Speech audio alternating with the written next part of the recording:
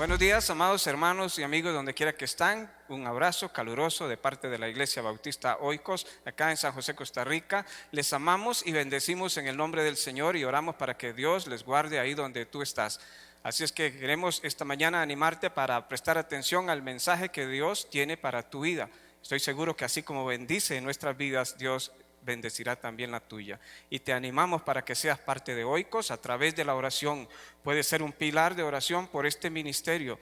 Ora por nuestra congregación, por nuestros hermanos, por el pastor, por su familia, por el liderazgo de la iglesia, para que Dios nos siga guiando a través del tiempo para seguir proclamando su palabra. Y puedes ser parte de Oikos también, si en tu corazón el Señor pone dar una ofrenda, una donación, contribuir voluntariamente para que este ministerio siga adelante. Puedes hacerlo al número simple que aparece ahí al pie de la pantalla, o también puedes hacerlo a nuestra cuenta electrónica en el Banco Nacional, y a la vuelta te estaremos enviando nuestro mensaje de gratitud. Así es que ponte cómodo porque vamos a escuchar el mensaje de Dios esta mañana.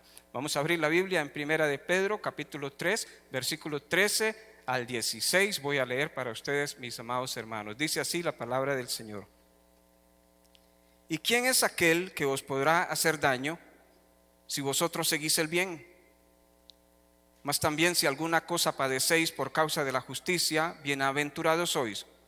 Por tanto, no os amedrentéis por temor de ellos, ni os conturbéis, sino santificad a Dios el Señor en vuestros corazones, y estad siempre preparados para presentar defensa con mansedumbre y reverencia ante todo el que os demande razón de la esperanza que hay en vosotros, teniendo buena conciencia, para que en lo que murmuran de vosotros como de malhechores, sean avergonzados los que calumnian vuestra buena conducta. El Señor bendiga su palabra. Quisiera que esta mañana reflexionáramos un poquito en el verso 15 de este pasaje. Y recordarles que el apóstol Pedro está escribiendo esta carta a creyentes que viven en un momento de aflicción, en un momento difícil, en un tiempo en que no es sencillo ser cristianos, y que realmente quizás algunos de ellos están pensando en la posibilidad de retirarse por un tiempo quizás, o de retirarse por completo de la vida cristiana. Y estoy seguro que en la mente de quizás algunos de nosotros en algún momento ha cruzado esa idea de pensar: voy a aislarme un poquito de la vida cristiana, voy a dejar de asistir un poquito a la iglesia, voy a retirarme un poquito, voy a tomarme un respiro. Y esta carta fue escrita para los que estaban pensando de esa manera, los que estaban pensando que necesitaban un espacio para respirar porque la vida cristiana se presentaba como algo sumamente duro o difícil. Para aquellos que pensaban que quizás que al hacerse cristianos sus problemas se iban a acabar, y no es cierto. Este pasaje en el versículo 15 que vamos a hablar hoy tiene un antecedente, y es el sufrimiento. No por ser cristianos se nos van a acabar los problemas. Todo lo contrario, muchas veces más bien cuando una persona viene a los pies de Cristo, el enemigo una y otra vez busca la forma de apartarnos, busca la manera de que nosotros volvamos atrás, de que nos demos cuenta que la vida cristiana no es la solución a todas las dificultades. ¿Sabe qué dice ahí San Pedro diciéndole a aquellos hermanos? ¿Quién les puede hacer daño si ustedes siguen el bien? Y realmente cualquiera nos puede hacer daño.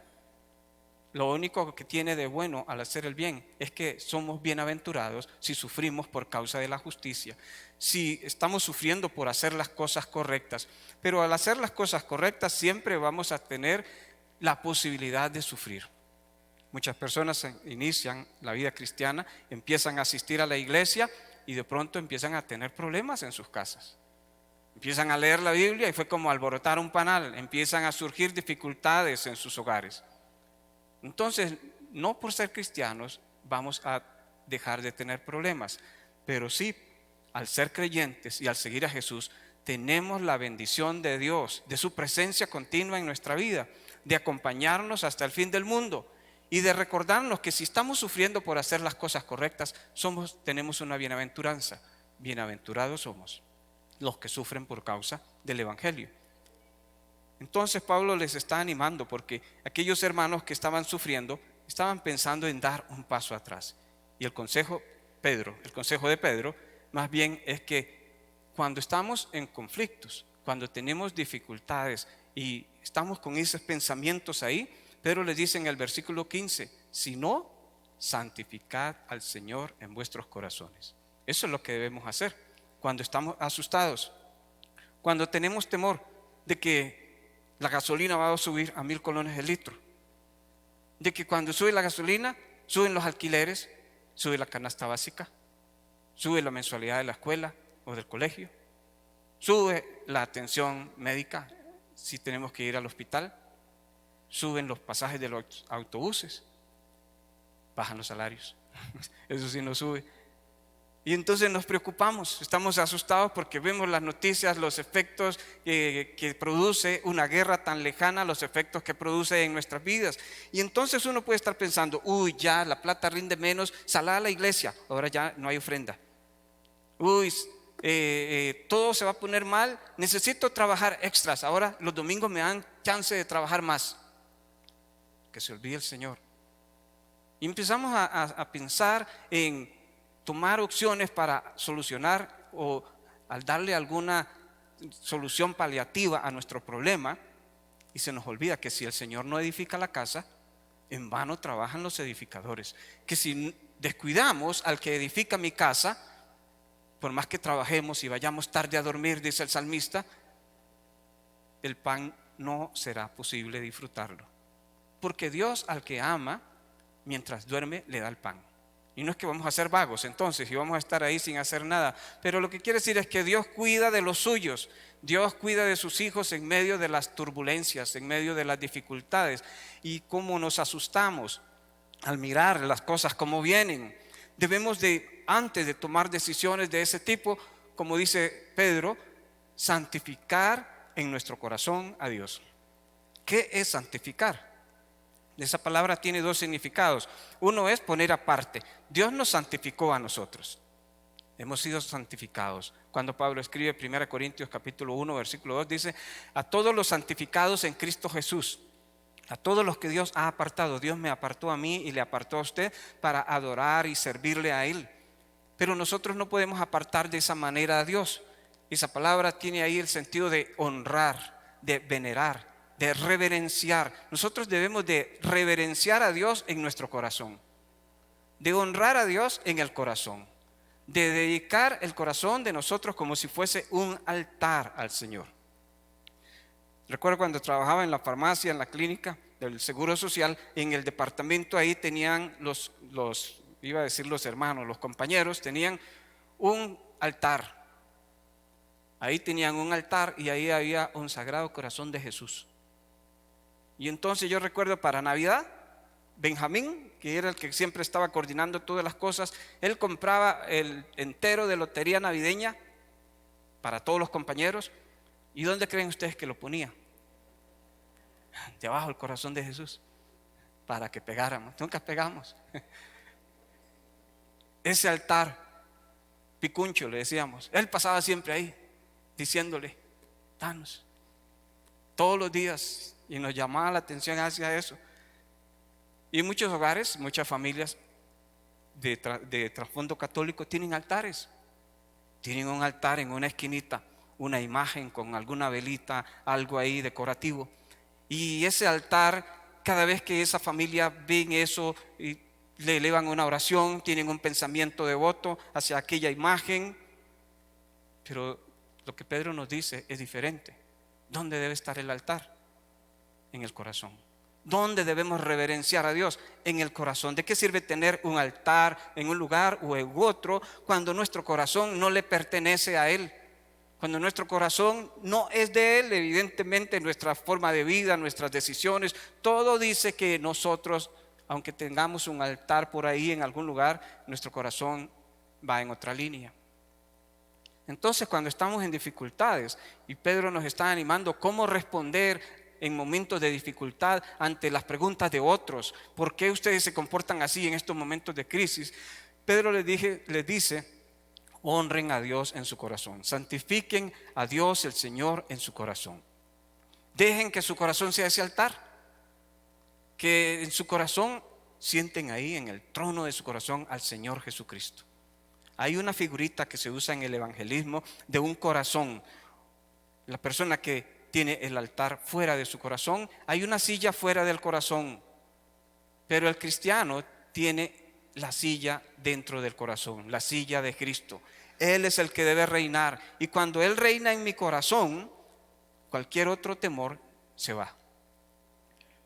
Dice Isaías 8, 12 y 13, que es el texto en el que Pedro se inspira: no llamen conspiración a todas las cosas que este pueblo llama conspiración. Están conspirando ahora contra el mundo entero. Las casas farmacéuticas están haciendo mucho dinero con las vacunas. Ellos están conspirando, dice mucha gente, y diciéndonos que este virus, y ahora va a venir otro virus y otra vacuna, de ahorita nos las regalan, pero mucha gente las tiene que pagar. Entonces están pensando, están conspirando. Isaías dijo: no llamen conspiración a todas las cosas que este pueblo llamen conspiración. No tengan temor de lo que ellos tienen miedo. No tengan miedo. Y si van a tener miedo de alguien, dice Isaías 8:13, a Jehová de los ejércitos, a Él santifiquen, sea Él vuestro temor y sea Él vuestro miedo. Es que el COVID me da miedo, pero si usted debe tenerle miedo a alguien, téngale miedo a Dios, porque Él es el que nos ve. De Él no podemos nosotros evadir su mirada. ¿Cuántas veces nos hemos ocultado para hacer cosas indebidas? Que levanten la mano. Tantas veces. Algunas quizás no eran tan malas y otras eran muy feas. Tantas veces, pero sabe, y aún cada vez que quizás nos ocultamos para hacer algo malo, lo estábamos haciendo con miedo, porque sabemos que aunque nadie nos mira, Dios nos mira. Dios está ahí, y eso es lo más complicado para un hijo de Dios, saber que Dios nos está mirando siempre, donde quiera que estemos. Jugar con el pecado tiene consecuencias. Entonces, si vamos a tener temor de alguien, será de Dios. Pero si santificamos a Dios en el corazón, si le hacemos ese altar al Señor en el corazón, no vamos a estar dando pasos con miedo, porque Él caminará con nosotros. Muchas veces dejamos de hacer algo indebido solo por temor a nuestros padres, solo porque mi papá o mi mamá nos advirtió: no haga eso. Y entonces uno decía: es que no puedo porque si mi mamá se da cuenta. No puedo hacer eso porque si mi papá se da cuenta. Muchos actuamos así en algún momento, a espaldas de nuestra mamá, o obedecimos por miedo a que nos dieran un castigo. ¿Cuánto más de Dios, hermanos? Porque dice Hebreos: Dios al que ama disciplina. Gracias a Dios que Dios no nos disciplina como disciplinó aquel día a Ananías y Zafira. Cuando Ananías y Zafira le mintieron al Señor, el Señor los disciplinó tan severamente que cayeron muertos en el culto, en la iglesia. Qué susto. Yo he pensado: ay Señor, usted sabe caer yo muerto aquí mientras predico. Y Ananías y Zafira llegaron al culto ese día. Los ubicaron en la primera fila. Ananías había prometido a Dios, como muchos de nosotros hacemos promesas. Usted ha prometido a Dios cosas tantas veces y le ha dicho: ay Diosito, esta vez sí, te lo prometo. Ananías hizo una promesa: voy a vender aquel lote y traigo la platica a la iglesia. Le dijo a Pedro: ahora que venda el lotecito le traigo la plata. Cuando vendió el lotecito y tenía la plata en la mano, Ananías y Zafira pensaron: ay, pero Ananías, ¿para qué va a dar tanto? No sea tonto. Dios no se va a enojar con que uno no dé todo. Además, podemos dejarnos esto para ayudar diferente. Y entonces se pusieron de acuerdo. Fueron al templo. Ananías llegó primero. Pedro le dijo a Ananías, lo confrontó, y al darse cuenta de su mentira, cayó muerto. Al ratico llegó la esposa, como a veces nos pasa, ¿verdad? A veces uno llega primero y después viene la mujer atrás, o llega la esposa primero. Bueno, el que llega primero fue el que se murió ese día. Pero llegó la señora. Aquí no se va a morir nadie. Y cuando llegó la señora, vean qué bandido, ya estaban de acuerdo. Pedro le preguntó a doña Zafira: doña Zafi, dígame una cosa, ¿ustedes vendieron la propiedad en tanto? Sí, Pedro, sí, por dicha, usted sabe que con mucho corazón trajimos la ofrendita aquí. Y entonces Pedro le dijo: bueno, así como cayó su marido, así va usted para allá. y sacaron a los dos muertos. Imagínense. ¿Ha prometido algo al Señor y no se lo ha cumplido? Silencio. Qué feo. Todos hemos hecho promesas de ese tipo. Yo le he dicho tantas veces al Señor: Señor, ahora sí, Señor, te prometo. Y a la esquina ya se la fallé. Qué dicha que Dios es clemente y misericordioso, y es tardo para el castigo, pero amplio en perdonar. Porque, hermanos, todos nosotros merecemos la muerte y el infierno por causa de nuestra rebeldía. Pero Dios, por su gran amor, nos da una y otra vez la oportunidad de arrepentirnos para corregir nuestros pasos y hacer las cosas bien. Y muchas veces lo que queremos es hacernos a un lado de las cosas cristianas porque andamos mal, porque no estamos bien, y entonces no quiero estar en la casa de Dios porque ando en pasos errados. Y aquella gente quería hacerse a un lado porque no querían sufrir, no querían tener ninguna dificultad en su vida, y entonces querían ir para atrás. Nos hacemos a un lado. Pedro le dice: no, siempre vamos a sufrir, y si vamos a hacer algo es hacer un altar en el corazón nuestro para Dios. Hablar con Dios constantemente, día a día, todos los días, desde que amanece hasta que anochece, y aún mientras dormimos. Decía el salmista: mientras duermo tú me enseñas, Señor. Y sabe que a veces los sueños que uno tiene, bueno, yo no sueño mucho, pero mucha gente es soñadora, pero es que sueñan de todo lo que han estado viendo durante el día en tele. La novela de despechados donde se dejan y lloran y sufren, y en la noche tienen esos sueños tan raros. O las películas de terror, y en la noche ven diablos en sus sueños. Y están queriendo que uno vaya a echar cosas, y lo que hay que sacarles es el tele, quitarles el Netflix, quitarles el cable para que dejen de ver eso, y ponerles una Biblia para que lean la palabra y sueñen cosas lindas. Entonces tenemos que santificar al Señor en el corazón, hacerle un altar al Señor en el corazón. Y constantemente mi vida debe ser una continua adoración a Dios mientras trabajo. Mientras aflojo un tornillo de esa mufla que no se zafa, Alvarito está orando: Señor, hágale algo a este tornillo. Y mientras estamos dando la clase en la universidad o en el colegio, está don Ricardo: Señor, que estos huilas les entre esta materia. Y cada cosa que está haciendo usted, mientras cocina el arrocito o está haciendo la tarea del hogar, usted le está diciendo: Señor, que esto me salga rápido, bonito y rico. Adorando al Señor. Esa es la adoración que el Señor se agrada, y que nos quita a nosotros de nuestra mente tantas cosas que a veces nos están empujando hacia una distancia con Dios y una rebeldía. Santifiquen al Señor, le dijo Pedro a aquellos hermanos. No, santifiquen al Señor en su corazón. En lugar de estar pensando de ir para atrás, piensen hacer un altar. Y es curioso porque ya viene Semana Santa, y empezamos a ver en algunos hogares que algunas familias se preparan para la Semana Santa poniendo un altarcito en su jardín frente a la calle. Porque cuando pasan ahí las procesiones paran un momentito para hacer una oración. Pero los cristianos tenemos el altar permanentemente en el corazón. Siempre estamos adorando al Señor, una y otra vez, mañana, tarde y noche.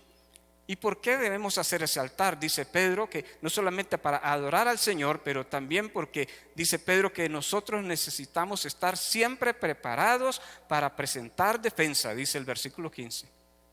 En lugar de prepararnos para salir en carrera, para no volver, prepararme para hacer que no me vean mucho los creyentes, Pedro dice: no, prepárese para presentar defensa. ¿Qué significa eso? Póngase a estudiar. Repase la lección, aprenda un versículo de memoria por semana. Si tenemos 12 meses al año, al menos 12 versículos a fin de año deberíamos saber, si aprendemos uno por mes. Pero si usted se aprende uno por semana, ¿cuántas semanas tiene el año? 54, 52, ¿verdad? Bueno, imagínense, 52 versículos. ¿Quién se sabe 52 versículos? ¿50? ¿40? Esto a veces es el juego del globo, ¿verdad? Que se va inflando. Y a veces uno dice: ¿cuánto me sé yo? Y nos acordamos tal vez de: yo sé que la Biblia dice: ayúdate que yo te ayudaré. ¿Ve? Y entonces uno se acuerda de ese, que no es bíblico. O al que madruga Dios le ayuda, ese versículo. Y no sabemos, no tenemos versículos en la cabeza, porque pasan los meses, pasan los años, pero cuando algo nos interesa lo aprendemos. He aprendido un montón de números. A mí no me gusta aprender números, pero cada vez que los hermanos me llamaban para pedirme el número de la cédula jurídica de la iglesia, yo tenía que ir corriendo a buscar un cuaderno y ver dónde estaba ahí. Hasta que un día dije yo, no, me lo voy a aprender. 3002-669321. Me lo aprendí, ¿verdad? Y cuando ustedes llaman, ya yo se los doy rapidito.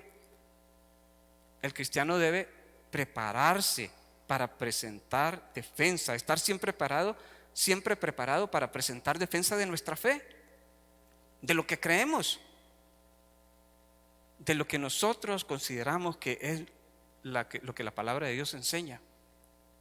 Entonces, si nos encontramos un católico y nos cuesta mucho conversar con él sobre María, porque lo primero que el católico va a decir, es que ustedes no adoran a María. Y entonces uno le entra también duro y uno le cae con alguna ofensa también. Pero cuando uno se prepara para presentar defensa, podemos hacer esa defensa con sabiduría, con inteligencia, sin herir a la otra persona, pero ayudándole a entender qué es lo que enseña la palabra de Dios. Y les recuerdo lo que les dije el otro día cuando empecé una célula con un grupo de vecinos, y la primera vez que llegó este señor, él estaba un poco serio cuando dijeron que yo era pastor, porque ellos eran un grupo católico. El señor estaba un poco serio, yo creo que estaba molesto, y él dijo, vea, pastor, yo soy devoto al Jesús de la misericordia y a mí nadie me va a sacar de ahí. Y yo le dije, gloria a Dios, amén. Que yo también. Jesús es todo misericordioso, ¿o no? Porque él me dijo, yo tengo la foto ahí a la orilla de la cama, y cuando yo me despierto y me vuelvo, lo primero que voy a es al Jesús de la misericordia. Yo también, cada vez que yo me despierto, en mi mente yo oro, Señor, al Señor de la misericordia. Pero pude haber entrado en una discusión con él acerca de eso. Prepararnos para presentar defensa. No es solamente ir y golpear a la persona, es que la defensa tiene muchas, como dicen, muchas vértices, muchas aristas, muchos lugares por donde uno puede llegar a la defensa. No solamente es confrontar al enemigo para bloquearlo y tumbarlo, es que podemos llegar por muchos lados y obtener el mismo resultado. Y un cristiano que se prepara para presentar defensa es un cristiano que entonces lee la palabra de Dios, que tiene un cuaderno en su casa, que es el cuaderno de Biblia, que es el cuaderno donde usted apunta: hoy, lunes 14 de marzo, leí, y pone el pasaje que leyó. Y cuando leí ese versículo, yo sentí que Dios me dijo, y usted pone lo que Dios le dijo al leer ese pasaje. Y ora un momentito, y entonces usted va a escribir, bueno, y yo también, yo le dije a Dios, y escribe lo que usted le dijo a Dios, y va llevando un registro de su conversación con Dios. Y al final yo le pedí a Dios que, y si puso una petición, la escribí ahí. Esa es prepararnos, ir estudiando poco a poco. Cuando era estudiante, a mí me daba pereza llevar cuadernos a la clase. Entonces yo andaba un lapicito que era así. También no me gustaba andar lápices ni lapiceros, nada. Yo iba a clases así como ustedes me ven. Llevaba un lápiz chiquito y unas hojas blancas a veces. No tenía cuaderno. Entonces en esas hojitas yo escribía algunas cosas. Bueno, yo aprendía más por estar oyendo. Nunca tenía cuaderno. No le podía prestar a nadie nada porque no tenía nada. Mala metodología. Pero el cristiano debe tener su cuaderno. Si usted aprende así de oídas, gloria al Señor, pero si no, usted tiene que tener su cuaderno. Usted debe decidir, yo este mes voy a aprenderme el Salmo 23. ¿Hay alguien que se sabe aquí el Salmo 23? Karen, ¿verdad? ¿Ah? Sí. Vea, Karencita, le voy a pedir un favor. Y los que se lo saben con ella lo van a decir, yo también. Póngase de pie, Karencita, y nos dice el Salmo 23. Jehová es mi pastor, así empieza, ¿verdad?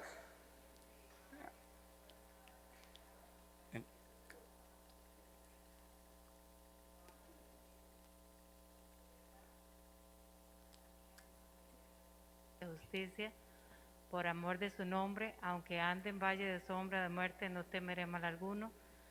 Tu vara y tu callado me infundirán aliento, aderezas mi corazón delante de ti, en presencia de mis angustiadores, unges mi cabeza con aceite. Mi copa está rebosando, ciertamente el bien y la misericordia me seguirán todos los días, y en la casa de Jehová moraré por largos días. Algo así. Amén. Qué bueno, ¿verdad? Le debemos dar un aplauso.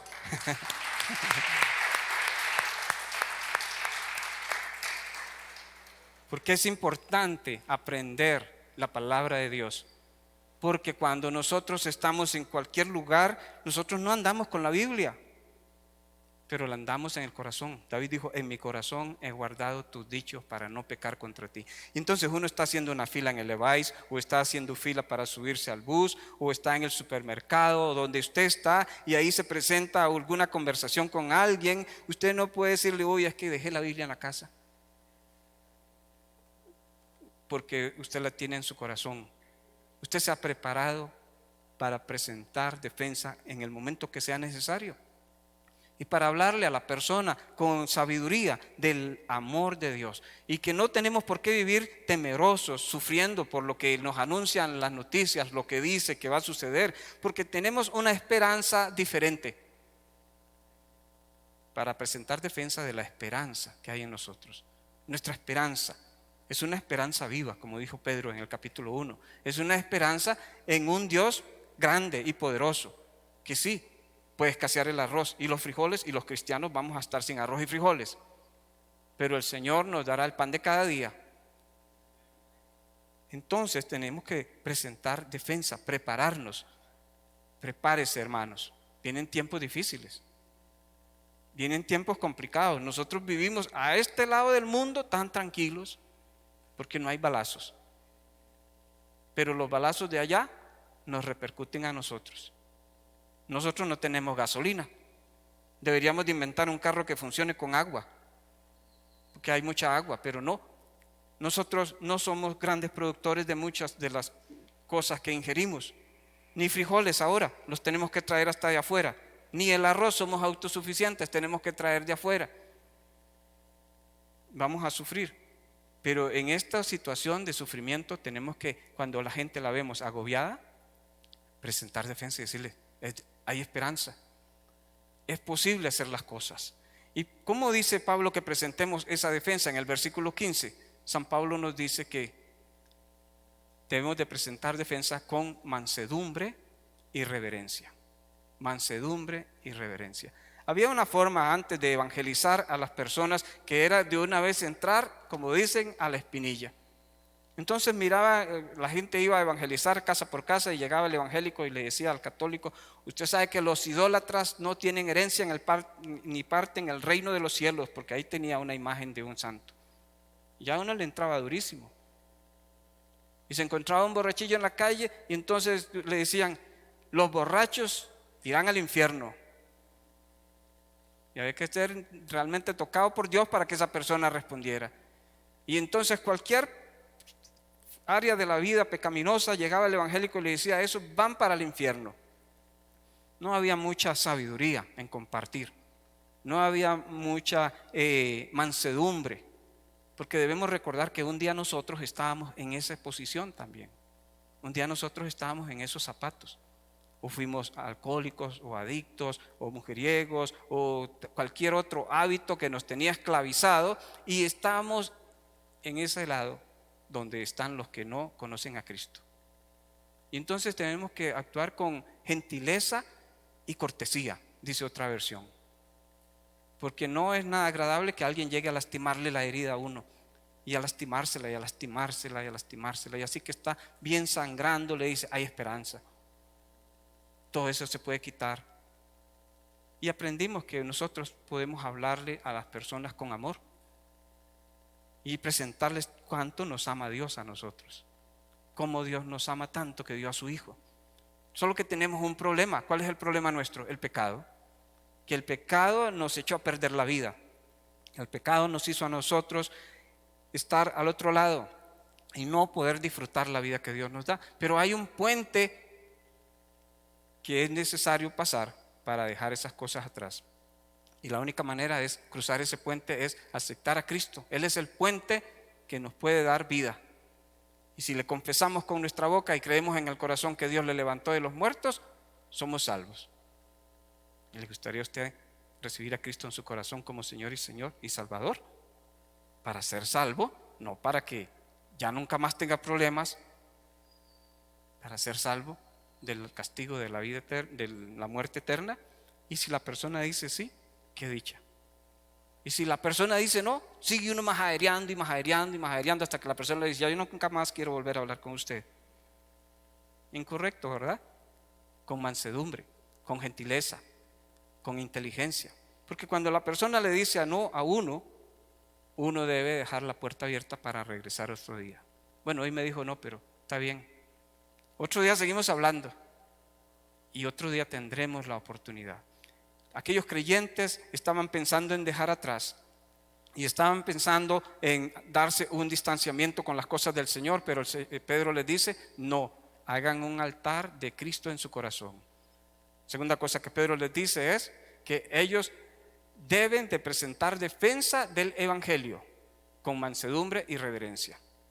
Y lo último que vemos acá es que debemos recordar que uno no solamente da testimonio de vida, porque muchos cristianos pueden decir, pastor, es que yo no soy bueno para hablar, yo no sé testificarle a nadie, pero yo trato de vivir una vida limpia y santa, que la gente me vea. Sí, eso es correcto, está bien, pero uno debe mostrar y hablar. No es solamente mostrar, no es solamente vivir una vida, un testimonio, pero hablar el testimonio. Y debemos demostrarle a las demás personas con nuestra boca también cómo el mensaje de Cristo puede transformar. Mis amados hermanos, ya para concluir, el Señor yo creo que nos ayuda a entender cómo nosotros podemos alcanzar a otros esta mañana y cómo podemos dejar atrás las preocupaciones que a veces vienen a nuestra mente de hacernos a un ladito, de considerar, yo no soy pagano, pero tampoco soy tan cristiano. Este es un mal que tiene la iglesia de hoy. Hay muchos asistentes, pero pocos son consistentes. Hay mucha gente que asiste a los templos, sobre todo en problemas, cuando hay crisis y dificultades, los templos se llenan. Cuando los problemas terminan, los templos se bajan. Y hay que ser consistente. Santifique, dedíquele su corazón al Señor. Haga de su corazón un altar para Cristo. Empiece a prepararse porque no sabemos los tiempos que vienen y no sabemos si tendremos la oportunidad de andar la Biblia siempre. Cuando alguien le pregunte de su fe, con sabiduría dele testimonio del Señor Jesucristo, con mansedumbre y con reverencia, considerando a aquella persona, porque un día nosotros estuvimos ahí y con la esperanza de que el Señor haga su obra. Voy a invitarle a ponerse de pie, vamos a orar y quedamos despedidos.